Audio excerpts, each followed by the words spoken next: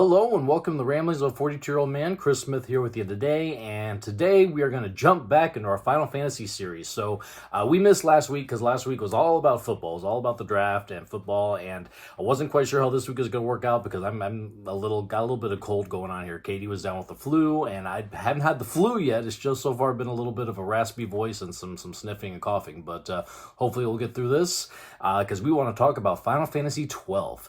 The next in the mainline series of Final Fantasy games. So our last time we talked about the online Final Fantasy games, number 11 and number 14. We'll see some of those system enhancements that they use for those games here in Final Fantasy XII, and we'll talk about that when we get there. But we'll go ahead and dig into development of Final Fantasy XII. We'll dig into the gameplay, the characters.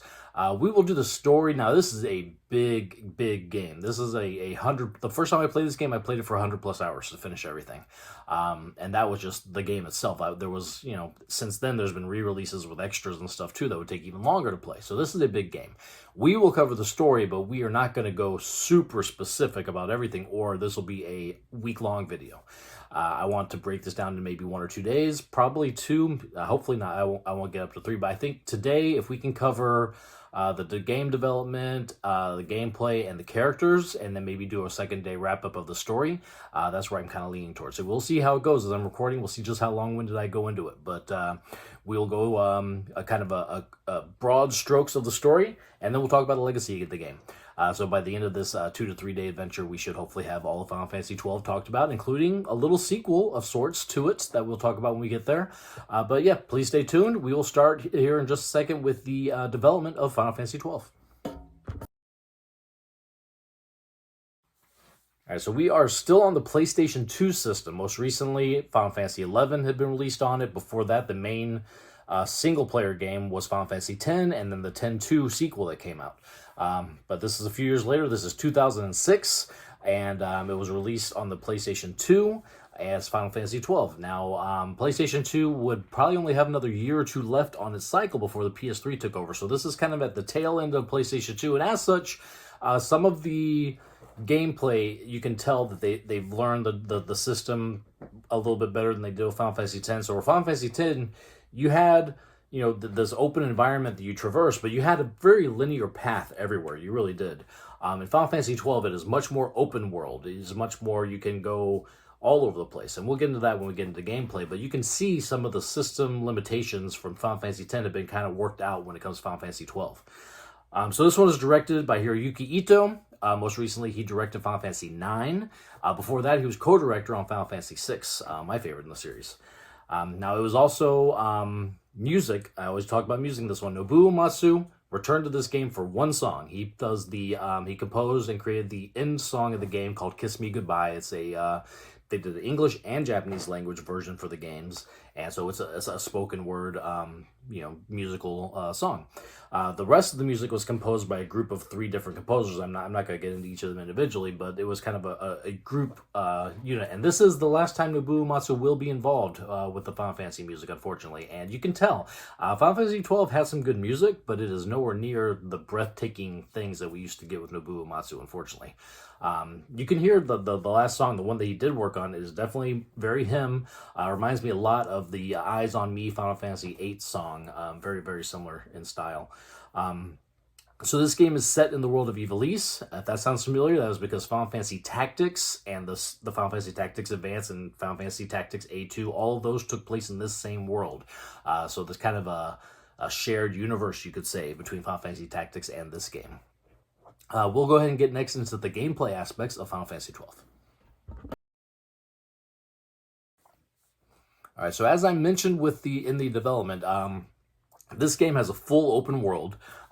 It's not quite Skyrim open world. It's not just one giant thing you can walk all over the place. There are loading screens in sections. So there's open world sections that when you go to the next section, it loads and you've got the next section, We're still on the PS2 at this time, But there are no random battles, so we have a fighting system similar to the online versions where there are enemies all over the world map. As you get close to them, they'll turn to fight you and you'll turn to fight them, but it never goes to like a battle screen. It's happening right there on the world.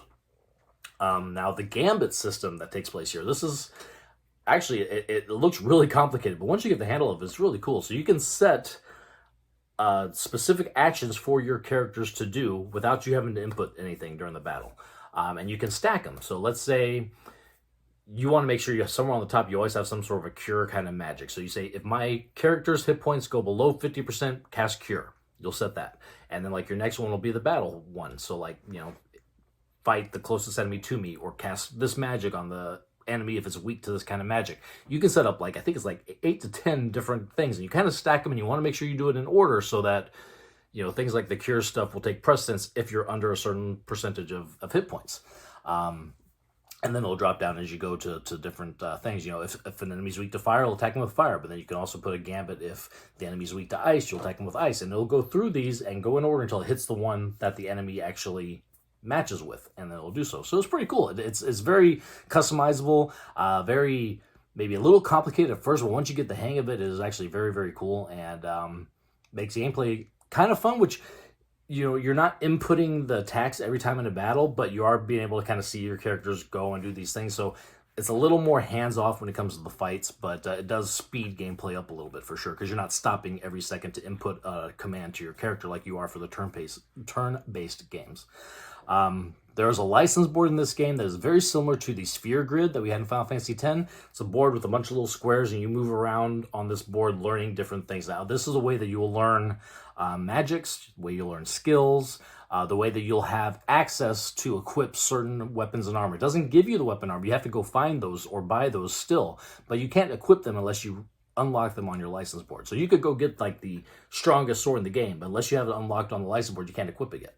So it's kind of a way of doing that. Your stats are still raised by levels. You're still leveling up your characters, and that's where a lot of your stats raises are. There will be some stat bonuses you will get on the license board as well, but the majority of your stat increases will happen during levels. There are side quests called hunts in this game. Again, very similar to Final Fantasy Tactics Advance, where you'll take on a mission for your clan, you'll go fight a beast, and you'll come back and you'll get whatever reward you got for doing it. Usually it's some sort of item or gold or something like that. And yeah, there's a lot of other different little side quests here and there as well, but that's kind of your main one. If you want to get some of the better items in the game, a lot of experience, you want to take on these hunts to be able to do so. We're going to jump into characters from this game next.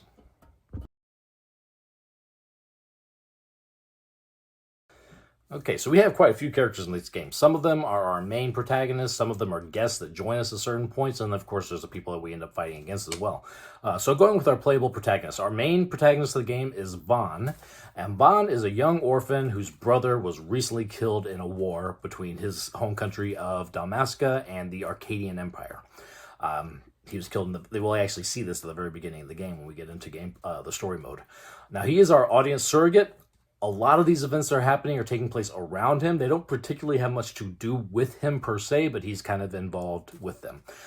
It's funny, as we get into these characters, I want to point this out. This game is very Star Wars similar, if you want to think about it like that. And Vaan is almost like, let's say, R2-D2. He's the point of view character of the game, but everything is kind of happening around him. He's just kind of along for the ride, right? Now, he does dream of being a sky pirate eventually one day, which is kind of like you get an airship and you fly around, and we'll meet a few of those throughout the game as well. All right, so that's the character Vaan. All right, next character, one of our protagonists. This is actually what I would consider, she's the main character of the game, really, and this is the character of Ashe.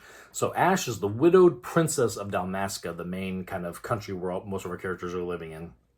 And she is currently in hiding because her kingdom got invaded, her husband was killed, and her father was killed, and her whole kingdom is being invaded, so she's in hiding to protect herself. And she's leading a resistance movement against the Empire, and her quest throughout pretty much the majority of this game is Ashe's quest for being able to claim her royal line as Queen of Dalmasca and get revenge against the Empire for murdering her father and her husband.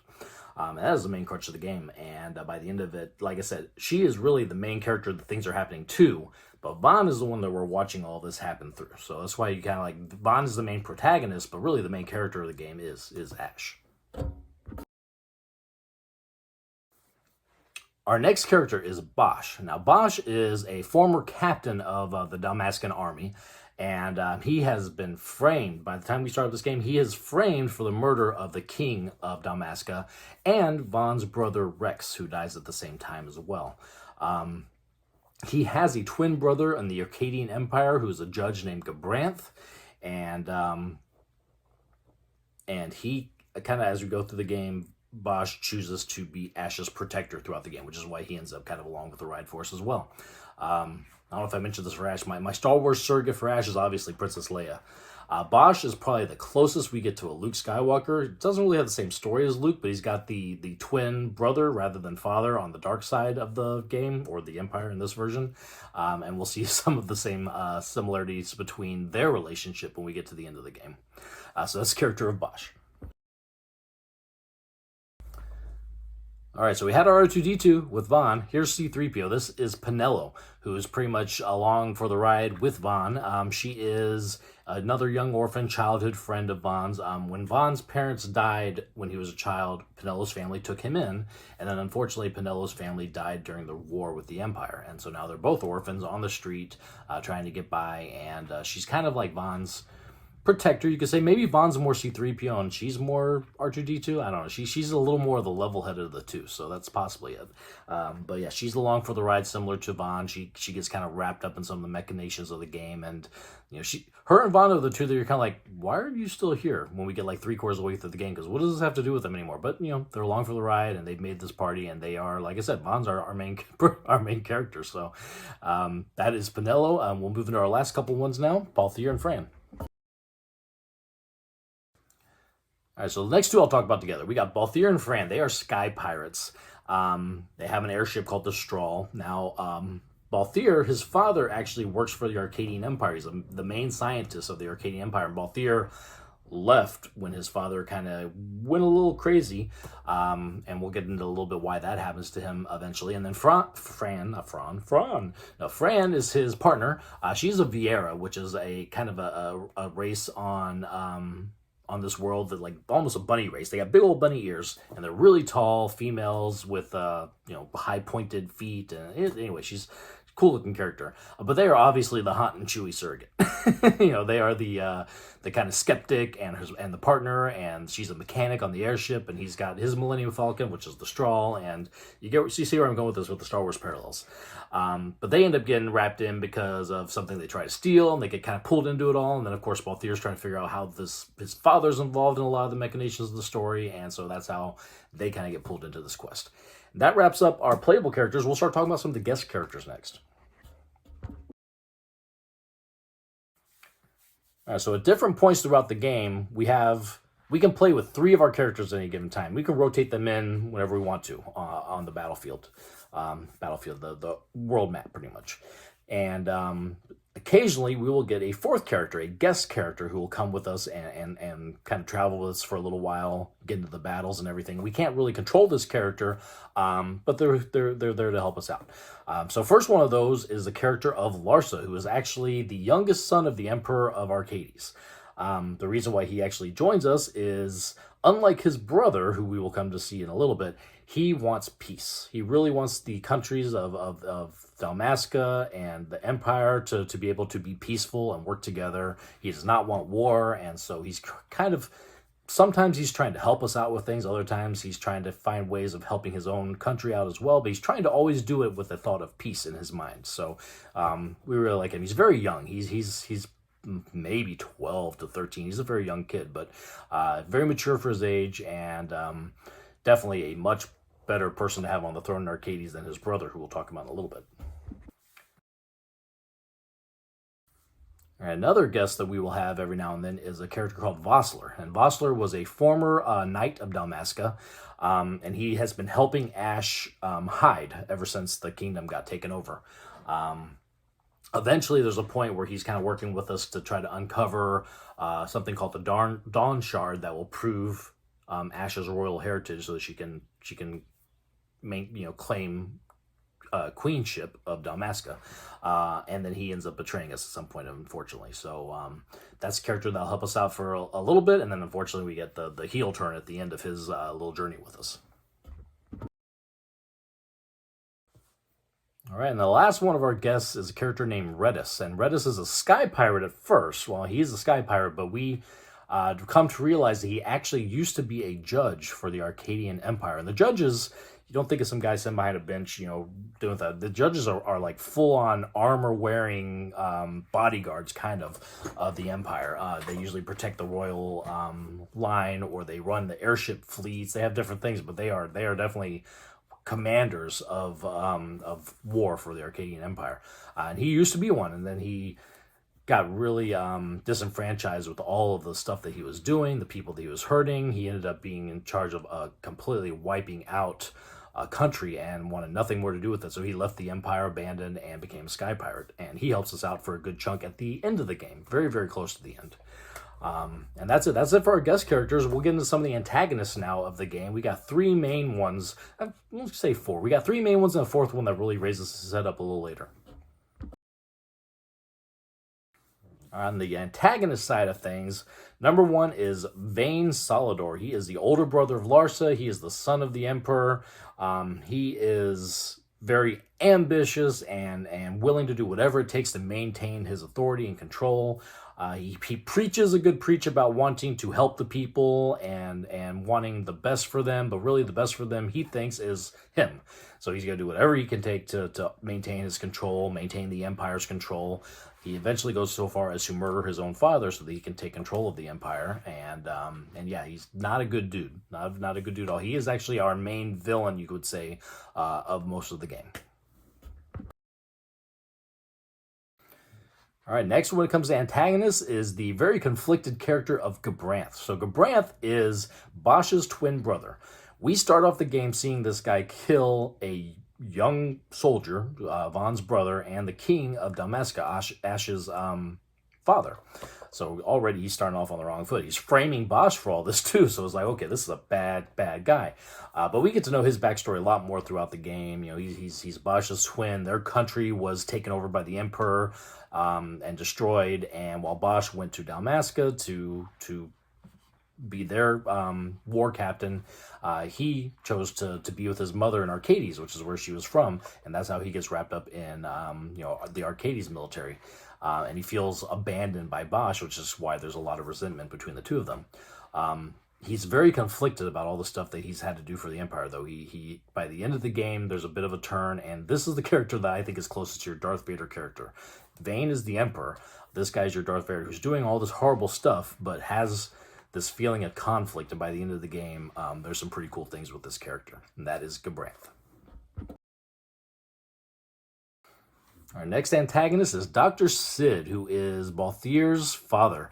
He is a scientist for the Arcadian Empire, and he's always been a very ambitious and all about his research kind of guy, but he took a trip once to the city of Garavegan, and when he came back, he was completely unhinged, just maniacal and borderline nuts, and has just done really horrible stuff ever since then in the chase of something called Nethicite, which we'll get into a lot when we get into the story mode of the game. So there's a lot of friction between him and Balthier. We will run into him pretty near the end game as well. All right, and then, little spoiler warning here. Obviously, I've given our antagonists who work for the Empire, but behind them all is this character of Venat.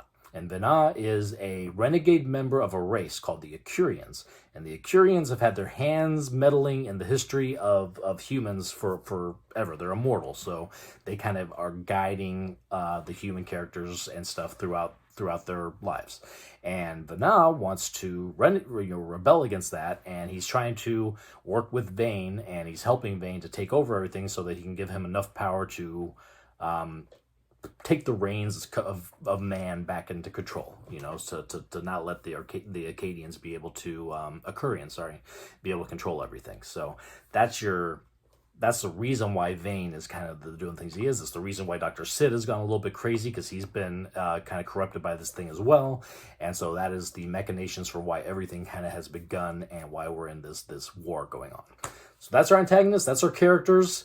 And story is next. We will probably pause here for the end of day one. I have a feeling we're probably getting pretty close to my time limit for my videos. And then the story and the legacy is probably going to give us another whole chunk for another day. So we'll pause here today. We'll return tomorrow with the rest of the story and the legacy of the game. And we'll finish up our Final Fantasy XII coverage. Thank you for watching. Please tune in tomorrow to listen to that one. Until then, thank you for hearing me ramble. We'll talk again soon.